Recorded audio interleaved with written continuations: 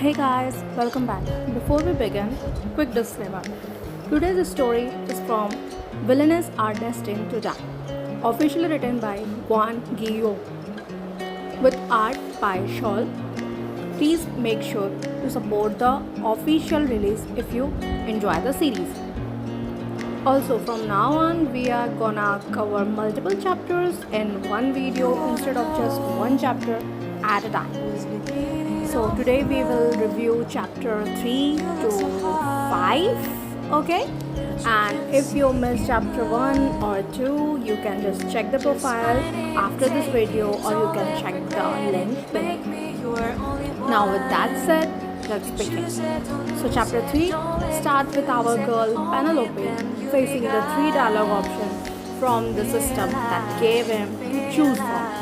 And honestly, every option looked terrible. But she chose the safest looking one, eat. Now, here's the crazy part. The other 2 options are basically death traps.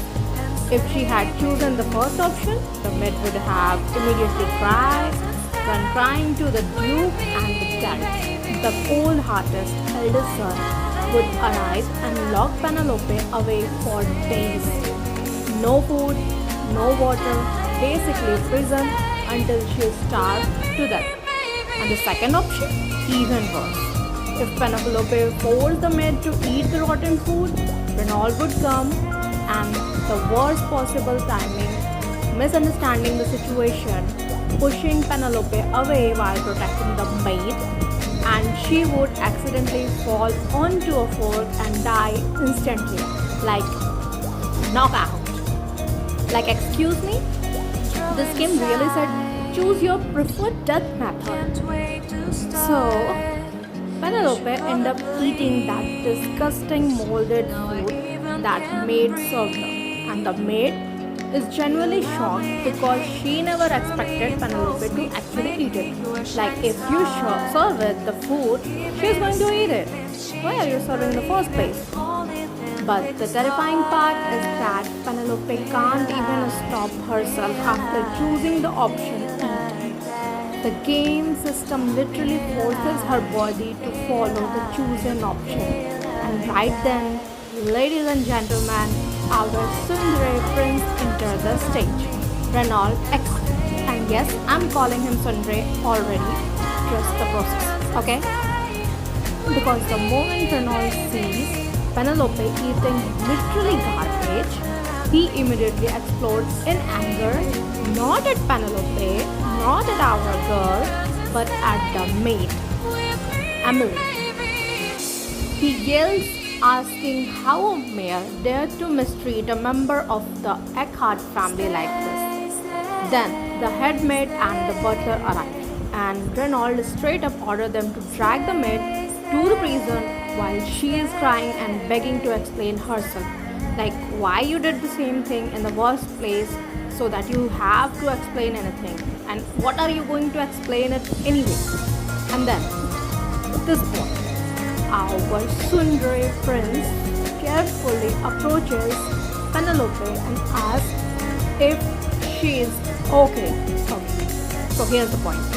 If he doesn't care, why is he approaching so carefully? Why he is approaching her like she is some fragile thing, right? So he even asked if she needed a doctor. Now, tell me honestly, would you someone who truly hate her care what she was eating? Would he approach her that carefully if he genuinely wanted her gone? Exactly. Yes, Renault is harsh toward Penelope because she was brought in as a replacement of his missing sister. His resentment makes sense, but deep down, this boy still cares whenever she is treated unfairly. Unfortunately, our emotionally constipated Sundre boy gets hit by the system next.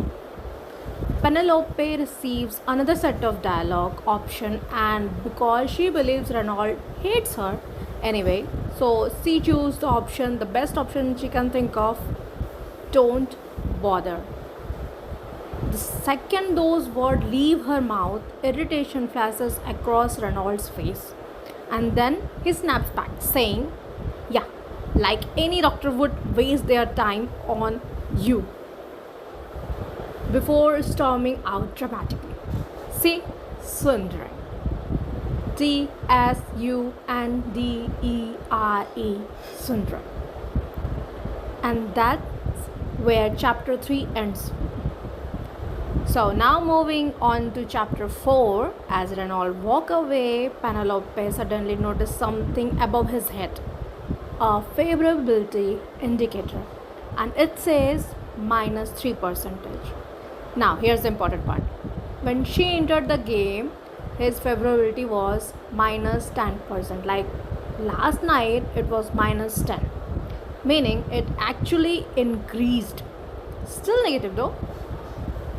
She thought that it is still negative, and negative is negative. It is negative -10 or negative -3. It is negative, below 0. But babe, please, one positive emotion won't kill you. But this moment makes sense. Penelope realized something terrifying. Even tiny interaction can affect survival in this game. She can die or she can survive, and there is no reset button at all. Like if she died, she actually dies. After that, Penelope washes her face and finally get a proper look at herself. And honestly, Penelope is gorgeous, and that beauty only make her situation sadder. Penelope was brought into this Eckhart family, this Duke family, because she resembled the Duke's lost daughter, Evone. After losing her biological mother, she was wandering the street alone before the Duke took her in. And instead of finding the real daughter, like they have so much money, they can just search their daughter, but instead they take a replacement of their actual daughter. Society decided Penelope was just a fake replacement, the fake daughter of Duke, the counterfeit daughter. And the moment the real daughter returns, Penelope is destined to become the villainess everyone hates. At first, Penelope pitied her, but then suddenly she slammed the sink in frustration because she realized something painful. Why is she pitying Penelope when their lives are practically the same? She escaped one miserable life only to wake up in another, and now she is Penelope and that realization completely changed her mindset. If she wants to survive, she has to stop thinking like a reader and start thinking like the villainess herself. Like she is the one who need to survive in this particular world. So she began organizing everything she knows about the game, the characters, the possible routes, and that's where chapter 4 ends. Chapter 5 begins with Penelope fully detecting mode, on the full detective mode, like organizer and getting all the details, recognizing the character whom she should uh, go for this favorability and winning over this game so that she can return back.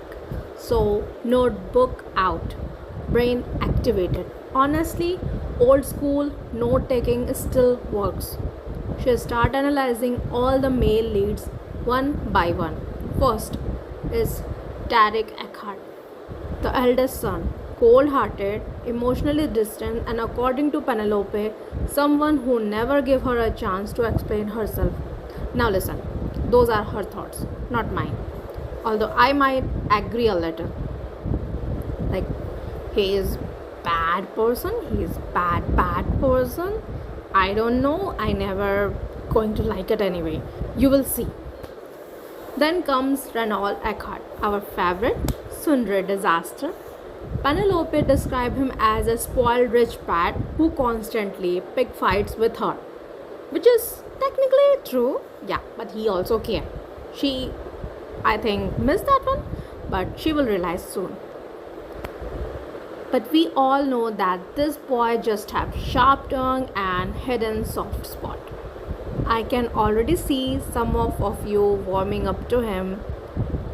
Next comes the most dangerous route of all, Callisto Regulus, the crown prince, also known as the man who killed Penelope in almost every single failed route, like every time.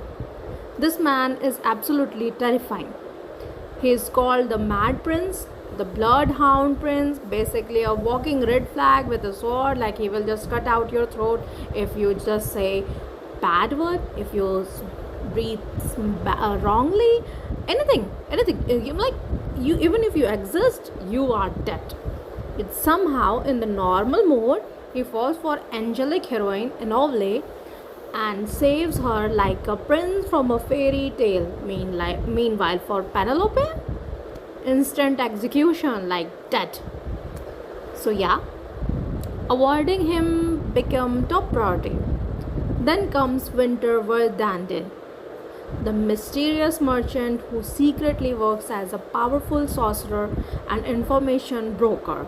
In normal mode, he constantly protects Ivone from Penelope's scheme, and fun fact, he is also the one who finds the real daughter, Ivone, and brings her back.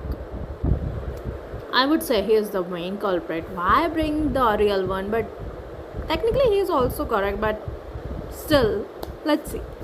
Penelope never even get him in hard mode before, so she thinks maybe she still have a chance with him.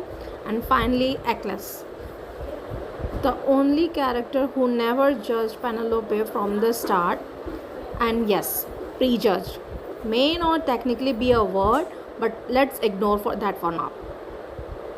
Eccles was originally a slave knight purchased by the Duke and assigned to serve Penelope before later becoming loyal to Avone in normal mode. Like they are just giving her everything back to the real one, and the one they have adopted, they are, just getting everything back from her. Because of that, Penelope believes he might be the best chance for in surviving in hard mode. And there's one huge problem. She has never once encountered Eccles during any hard mode playing though, because she was busy getting killed by the brothers or the crown prince. Meanwhile, she will have to find him herself. And on top of this, Penelope realized another horrifying rule. If any male lead's favorability drop too low, like a negative, it's game over. Literal game over. Death. And then she remembers something even worse.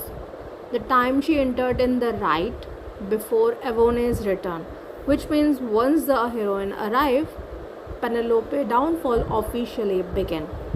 Like the game is basically saying, heroine enters, villainess exit permanently. And just as she is drowning in all those thoughts, knock knock. The head butler arrived at the door, and without being answering, he entered the room. Like, why you knock in the first place? Penelope hurried, hides her notes under the desk before turning toward the butler, completely expressionless face. And that's where chapter 5 ends. Okay, so we are also using this chapter 6. So now on to chapter 6. The butler enters the room without even waiting for permission and informs Penelope that the Duke has summoned her. And honestly, Penelope was like, who have slandered me again? Did I something wrong? Why I'm being called? But at the moment, Penelope is already annoyed by this man. She wanted to curse him out. She wanted to ask him why he didn't wait. But let's hold on to that one. Maybe because he acted like this, she doesn't exit. Maybe because he walked into her room like he owns the place. Probably both. The system appear again with 3 dialogue options, and she chose the safest option. Okay, Even she is getting tired of how little freedom she has actually. Like she can't use her own thoughts, her own words into that, and she have to use the annoying multiple choice option provided by the system. Like they are restricting her, and those dialogue are like death to her. As she walks toward the Duke's office, memories of her real father from her previous life began resurfacing. A man who always ignored her, always busy. Every time she approached him, he dismissed her like she was nothing important. And the moment the Duke's study doors open, she feels that exact same vibe again, cold, heavy, distance. The Duke immediately asks why she is still acting and causing trouble after being in that particular ikhat state for 6 years, and that line hits hard. 6 years. Penelope has been living in this house for whole 6 years. 6 years of isolation, 6 years of abuse and mockery. She entered this house at 12-year-old, and now her coming of age ceremony is only months away, which means she almost has no time before the real heroine enters. The system then gave her another set of options, and finally, a useful one appears. Kneel and apologize. So Penelope immediately kneels and says, I'm sorry, father. The moment Duke heard the word father, his eyes widened in shock. Then suddenly, the system announced that has unlocked a hidden feature because she recalled a forgotten title, that is, father. And she can now disable notification, or you can say that multiple choice option which was just giving her a death sentence. And honestly, that's not even the important part. The important part is the Duke's reaction, because for first time you can see that this man isn't indifferent. The single word father completely shaken him. Like deep down, all these people do care about each other in some twisted way, but years of misunderstanding, guilt, and lack of communication turn them into a strange living under the same roof. Like two souls separated by a river, they never learned how to cross. And that's where we will end today's review. Let me know your thoughts in the comment section. And but because honestly, these early chapters already hurt emotionally way more than I expect. Like there are distance, there are misunderstanding, there are argument, there are fight, there is no love in between. And with that, I will see you guys in the next video. Until then, goodbye and have nice day.